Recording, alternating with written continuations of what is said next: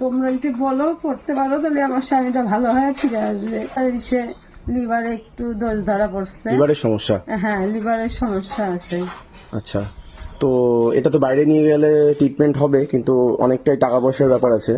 তো সেক্ষেত্রে সবাই যদি অল্প অল্প করে কিছু, মানে আমরা তো অনেক সময় অনেক বাজে কাজে টাকাগুলো খরচা করি, তো সেক্ষেত্রে একটা মানুষ অসহায়, তার কেবল পরিবারটা ওঠার সময়, মানে একটু ভালোর দিকে যাচ্ছিল সেই সময় অসুস্থ, তো সেক্ষেত্রে যদি সবাই অল্প অল্প করে কিছু, সবাই মানে সকলে মিলে যদি আসি, তাহলে কিন্তু এই মানুষটাকে আমরা সুস্থ করে ফিরিয়ে নিয়ে আসতে পারবো। এটাই হচ্ছে হ্যাঁ, এটা সব থেকে বড় কথা। কারণ যে এটাই কত তাই। টাকা দিতে হবে সেটা না, কেউ যদি চায় 10 টাকাও দিতে। এখন বলেছে, এখন সবাই বলেছে যে এখন হায়দ্রাবাদে নিয়ে যেতে হবে।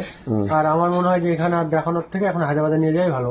এবার টাকার দিক থেকে মনে করো, এবার সবাই একটু একটু করে সাহায্য যদি করে তাহলে খুবই ভালো হয়। কারণ তার মধ্যে বাড়িতে কাজ করার কেউ নেই। আমি তো কাজ করি না, আমি পড়াশোনা করি, আমি প্রিপারেশন নেই কম্পিটিটিভ এক্সামের জন্য। আর বোন ক্লাস 10-এ পড়ে।